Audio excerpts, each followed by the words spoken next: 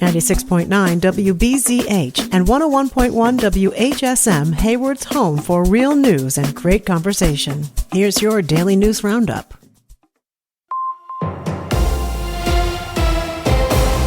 For WBZH and WHSM News, I'm Maddie Schaefer.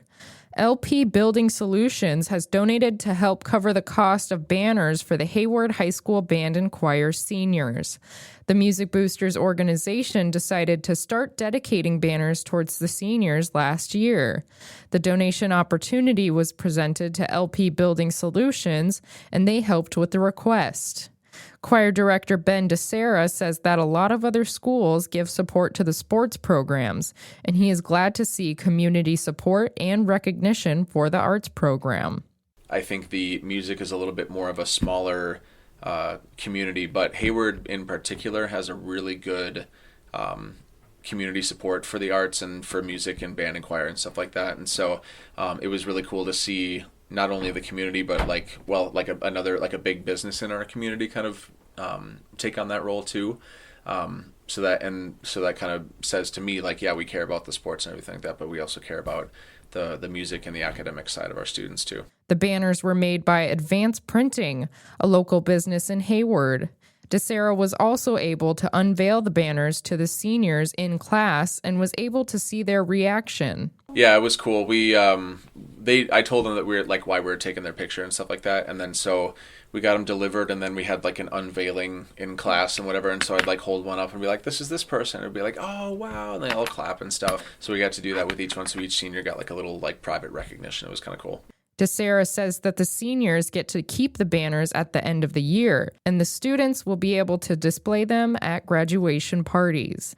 Food share funding should be dropping into Wisconsinites' accounts. Governor Evers made the announcement last Friday following a federal judge's ruling that the Trump administration must release November SNAP payments to the states. Evers said Friday that payments were expected to be fully available to roughly 700,000 Wisconsinites on the program.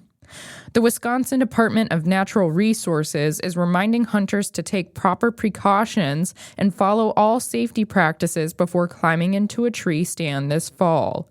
To avoid accidents and ensure a safe outing, always be mindful of the basic rules of tree stand safety before and during every hunt. Regardless of the type of tree stand used, always wear a full-body harness, also known as a fall arrest system. Connect the harness to the tether line and keep the tether line short. The tether is designed to keep the wearer in the seat and not catch them after falling. Always keep 3 points of contact while climbing into and out of the tree stand. This means always keeping 2 hands and 1 foot or 2 feet and 1 hand in contact with the stand or ground. Always use a haul line to raise and lower an unloaded firearm or bow into and out of the stand. Hunters should also use the haul for other things, like a heavy backpack. Use a lifeline when climbing up and down. This keeps wearers connected from when they leave the ground to when they get back down. And hunters, inspect your equipment for wear and tear. Make sure you pick a tree that can hold your weight and avoid ones with obvious decay or disease. Carrying a fully charged cell phone and sharing your hunting plans with someone else also helps prepare for an emergency. Find more tree stand safety tips at the DNR's website. Last Friday, the Hayward Area Chamber of Commerce hosted their annual membership awards dinner at the Steakhouse and Lodge. The event celebrated businesses and organizations for making contributions to the community. The winner for Large Business of the Year is Tamarack Health. The Lot is the New Business of the Year, and Sella Mobile Coffee is Small Business of the Year. Ambassador of the Year is Mary Jo Becker. Service Organization of the Year is the Hayward Sports Center. Outstanding Manager is Ariana Johnson. Director of the Year for a Nonprofit is Rick Christian. And Volunteer of the Year is Stacy Hessel. The Sawyer County Public Works Committee held a meeting last Thursday. The meeting agenda included reports from the maintenance and highway departments, as well as the Sawyer County Airport. During public comment, Edgewater property owner Linda Zilmer had concerns for the safety of road crews. Zilmer says when she has been driving around the county that there have not been warning signs for crews working on the road and urged for proper training and safety measures. Another public comment came from Tim Davis, who spoke on behalf of the Sawyer County Snowmobile and ATV Alliance. Davis spoke about the Osprey Bridge being in disrepair and tipping to the side. One Sawyer County airport neighbor also voiced concerns with the airport's master plan. She says the expansion would lead to roads being moved, loss of forest land, displacement of families, and that it would impact the environment on the Nemacolin River. The Public Works Committee will be meeting again on December 10th. For WBZH and WHSM News, I'm Maddie Schaefer.